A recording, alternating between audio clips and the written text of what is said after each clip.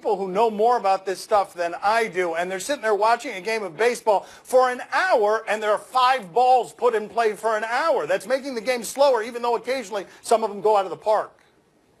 All I can tell you is my urine business is booming. Oh, there we go. You know, kind of request. You know, I'm in the hot hub here in Miami. You know, I mean, I can make enough urine. You know what I mean? All right, the hot hub of Miami, not the hot tub in Miami, although sometimes there he also produces urine. Something about a hot hub and urine that doesn't sound right either. Should people stop body shaming Eddie Lacy? I want everyone to be kinder and more decent and treat athletes as human beings. But I thought this was the one safe space where we were allowed to make fun of people still in 2017. Fat men is the only place where we're allowed to make fun of people, and I know this because you've been doing it to me for many, many years. Look, you were going to get all indignant, now you're laughing and think it's funny, because it is funny. It is funny because I kind of forgot that you are the perfect person to address fat shaming somebody. Yeah, you thought I was being mean to fat guys, and then you realize, no, I'm sitting next to a couple of them. Well, the problem is that there's been some very public discussion of the money he makes to lose weight, and when you make that sort of thing public, people want to talk about it, and when people want to talk about anything, they become human beings, which means they're terrible and awful, and they ruin everything. So it's not surprising. But let's keep in mind, this is a world-class athlete making millions of dollars because he's great at something. Whether he's got a few extra lbs or not, I don't think we should be judging from our couches with our Doritos in our hand. That's right. Instead, let's judge Ezekiel Elliott's weight gain. Can you guys put side by side on that screen what he looked like in college when he was wearing that jersey up to the middle of his stomach and what he looks like now doing that same thing? And let's see if we could go ahead and fat shame him too while we're at it. Well, and also if I were him, I would maybe stop having my signature move be kids gotta eat, I guess. Well, hell, I'm not ashamed. I'm very proud of my body. Look at this. There you have it on national TV. That's right. That's right. That's right. In this fat right here. It's a that the Angels are blocking Bud Norris from getting $500,000 bonus. You may have wondered to yourself before this question made an appearance, how will this show talk about the Angels, but not only the Angels, Bud Norris, who's a middle reliever for the Angels. And of course, the way we get there is tension between the two sides where something devious could be happening, even though Mike Scioscia says nothing devious is happening. I don't even pay attention to the contract clauses my players have. 60 appearances, he gets $500,000. He's at 57 now. They spot started him the other day. I believe Scioscia when he says he doesn't pay attention to contracts for this reason. Okay, but you've got a guy who hasn't made a single start all season long. You've got 2 other guys who have made spot starts. You bypass both of them, one of whom, by the way, is also looking for a $250,000 bonus if he gets to a certain number of starts. And you go to a guy that's only appeared in relief. You use him as a starter instead, thereby preventing him from getting closer to that 60. Sorry, I don't buy it. You can say all you want you're not paying attention to contracts, but somebody upstairs is, and they're the ones who told you not to start Bud. Also, I love the name Bud. Okay, there you go. There's the analysis that you wanted from her right there. I also love the name Bud. Right? There it is. It's We agree on for a something dog, here. but it's a human. Right. It's amazing. Well, I tell you one thing. If I'm Bud Norris, I just go right to the mound from the bullpen. I open the door and go right in. I won't wait for the manager to call me. Just go in there and that would be amazing. That's right. That would be amazing. Yeah. We didn't put the call in. Doesn't matter. No, Here I go. Like, and just sit there and make them drag you off. Like, don't leave. Protest it. Just stay there until Scioscia himself has to drag you off by the ankle. If you just throw a pitch without getting the A-OK from the ump, does it count as coming in relief? I made an appearance. I appeared. Threw a ball. Coming up next on my son's TV show, Victor Oladipo. Andre Roberson, Steven Adams. Man, those guys got some great voices too. When we Love to see Steven Adams singing. When we bring it together, we like. What's he doing? Yo ho ho. What's he doing? Bringing in the bass, man. Still out now. A single song for you with an album coming up soon. Let's talk to him.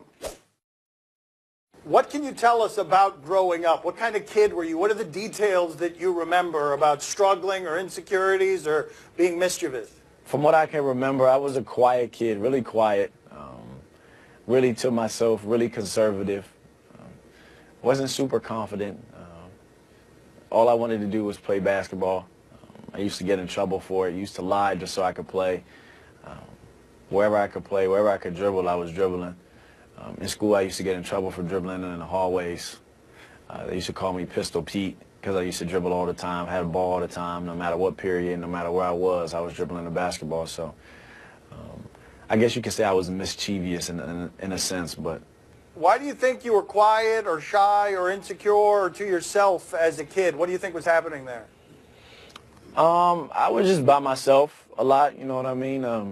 Not as, like, I was a boy, so I didn't really, I love my sisters, I love my mom to death, but they can't really give me what a male can give me. And my dad was working so hard just so we could go to private school and just so we could have a better life, so it was hard for him to really be around. So a lot of times it was to myself, so I really didn't, you know, I wasn't very confident. I was a quiet kid, and sometimes I got teased and stuff like that, so I was just really conservative. You know, I was really to myself, and you know, I wasn't really open and stuff like that. And like the game of basketball kind of opened me up to the world. It opened me up to people, being able to talk to people and have a personality and stuff like that. And I learned a lot from it, so I'm very appreciative, and that's why I care for the game so much.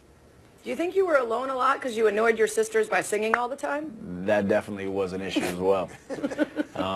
I used to sing all the time, and they used to get very annoyed, very, very annoyed. So I never really knew how good I was until later in life. And now I dropped a single, and I got an EP coming out, and it's like, whoa, maybe he was pretty good after all. Do you have more nerves getting out on the court for a big basketball game, or more nerves when you have to, say, get on stage at your college and perform in front of all your classmates or do a concert? I'd probably say a little more nervous for singing, but, you know, the reason why I could get through it, I always used to just be like, if I do bad, I can just tell them I don't sing. I play basketball anyway. So that kind of gave me a little bit more confidence just to be able to go out there and perform in front of 18,000 people at IU. So. Can you give us the name of the teammate that was most incredulous or angry about all your shower singing? Like, give us the one teammate. I want a name who's like, knock it off, stop it, you're annoying me. Nick Vucevic wasn't a big fan of it in Orlando, but he learned to love it. Everyone has to learn to love it, right? It's not stopping, correct? He learned to love it. In Oklahoma, I don't think anybody was really annoyed. A lot of times, you know, people kind of joined in if they knew the tune. So, you know, I had a little. Who sings with you? Yeah, I had some background singers there. You know. Who most likely? Who was the most likely background singer? Who was your? I mean, your most... my Russ was a great. He really. He's a great melody guy. He could really, you know, come in with the tunes and everything like that. So, he was great, man. He was great. The duo was crazy. You know. Andre Roberson, Steven Adams, man, those guys got some great voices too. When we Steven Adams singing. When we bring it together, we like. What's he doing? Yo ho ho! What's he doing? Bringing the bass, man. I mean, I can't really explain it. You gotta be there to really understand it. But we like the modern day. We like the modern day New Edition. You know, I'm Johnny Gill. You know, you can associate naked, wet. Everybody in the shower singing together with Steven Adams. Sounds good to me. I don't know. There. Okay, it sounds less good to me, but okay. Victor, Poppy wants to crack at you. Go ahead, Dad. Yes, Victor. At 12 years old, once dribbled between your legs on one of your basketball cams. Yeah. Was that the most embarrassing moment you ever had on a basketball court? We played that video. Yeah, he beat you down. He got between your legs. Nah, I don't think that is. I think that was pretty cool for the little kid, though. He got some TV time. So, my guy KJ. So. All right, so what was the most embarrassing moment there? You begged the follow-up, Victor. He wasn't going to let you go. He's an investigative journalist. He wants the most embarrassing one. The most embarrassing moment for me, when I was 14 years old, I was playing AAU, and I stole the ball and I scored it on the other team's basket. And I turned around and played defense on my own teammate. It was crazy. Oh. It was really bad. 14? That's a little late for that. Yeah, and that's that just shows you where. Hey, you want to live. You need to. My son's TV show is brought to you by Coca-Cola. Shared an ice cold Coke this summer. Time to play the game that knows that you know, that I know, that Sarah knows, that we know a secret, that I will never tell Dan. Do you question? You gave us topics and events, and we question them. And I resent him. Do you question if this block was worth it? Okay, what block? Are we talking about basketball? Are we talking about football? Let's see. Basketball, what's... Oh, no! No is the answer to that. You cannot land on your nose and have that be a success. Yes is 100% the answer. Blocks are always worth it because they're humiliating to your opponent.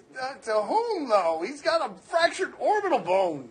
Well, I know someone who hit that floor harder. Okay, again? That's right. Oh, no.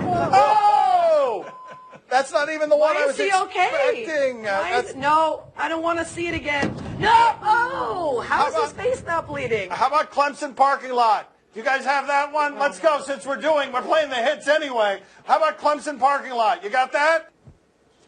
No. Oh. Yeah! Enjoy, Sarah. Thank No, you. I don't like it.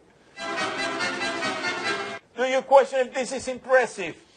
That's what we live for around here. You say something's impressive, we will question it. What? No. I hate it. You impressive idiots. Okay, let's see the form. His penultimate step needs to be slightly shorter, which it was. Oh my God! You know, in long jump, you get more speed and more strength off that if the penultimate step is slightly shorter, which he did have. It was good landing. I don't know what you guys want balance from was your good. friendships, but what I don't want from my friendships is 3 guys filming my death. But what I do want from my friendships is if I'm going to do it anyway, be willing to film it so when I pull it off, I can show everyone. All right, good support by the friends. Well, at least he had a running star.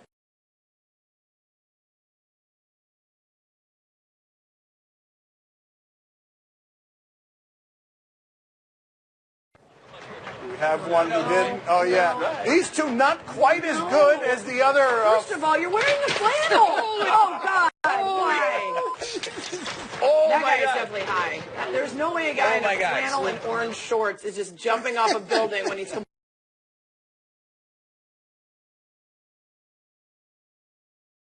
made an appearance in the last 100 years. Quiet for 100 years. Suddenly, all of a sudden, the volume's been turned up on that. Anywho, let's go to I've the been crowd. around forever, thank you. Let's go to the crowd at this game. What's happening here? Who is that? Fonzie.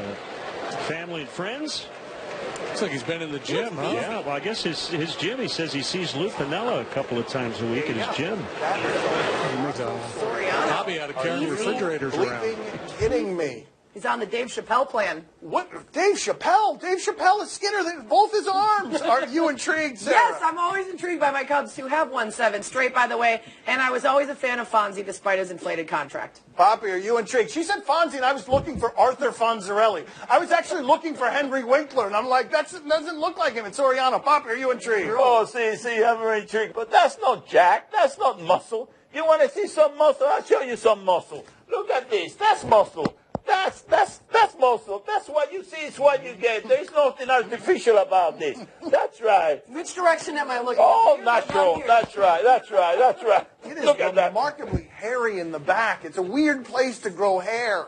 I got a great angle on the ear hair, too, over here. All right, while we're at it, okay, anything else? How's the nose hair doing right now? It's Sarah? visible. Yeah, okay, great. Let's move on.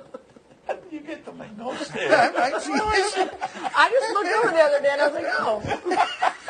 The nose hair visible.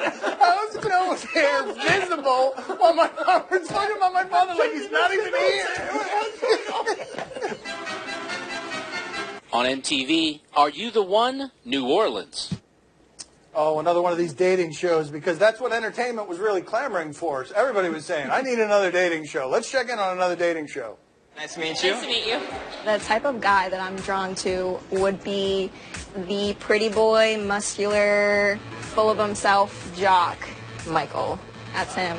Wait, I know you. I follow you on Instagram. What? You're so hot. What ain't you? What was your name? Kiana. Gianna Michael. Well, you know. First person I, wanted to talk to was Kiana because she says she loves music. I make music. I love having conversations about music. These girls are all about to friend zone me, and I'm just going to be in the corner with strawberries talking to myself. If you want me to compete with that, I'm sorry. I know personality and it's on the inside that counts, but when you look like that, that rule goes down the drain. Oh my God, we have so much in common. We need to get married right now. I mean, he's got a great head of hair. Ethan, you lose. Like, you're always going to lose to the Marty Smith hair. Sarah, are you intrigued? I'm torn. I hate all of them, but I like the captions. Confidence crisis, falls fast and furious. Those MTV folks have a way with words, and I like it. Yeah, but I hate all of them. I'm not watching it. Yeah, I wish we had those producers. Poppy, are you intrigued? Oh, see, I'm very intrigued. You know, that guy got stuck in the friend zone. Does that bring any memories for you, Dan? All right, That's there right. it is. There's the joke. I was looking over here. Whose joke is the expense going to be at? And then it was looking right back at me. But also memories would imply the past. I think currently also. All right, very good. We can finish up the show whenever you guys want. That's all the time we have for today. Thank you for watching. Sarah might be around tomorrow. I'm not sure about it. You got him good, Sarah? All right. No, that's not No, going to work. no, she got me. Yeah, the 11 drugs are out of luck. Yeah, that wasn't stiff at all. You got me good, Sarah. Fall for this trick.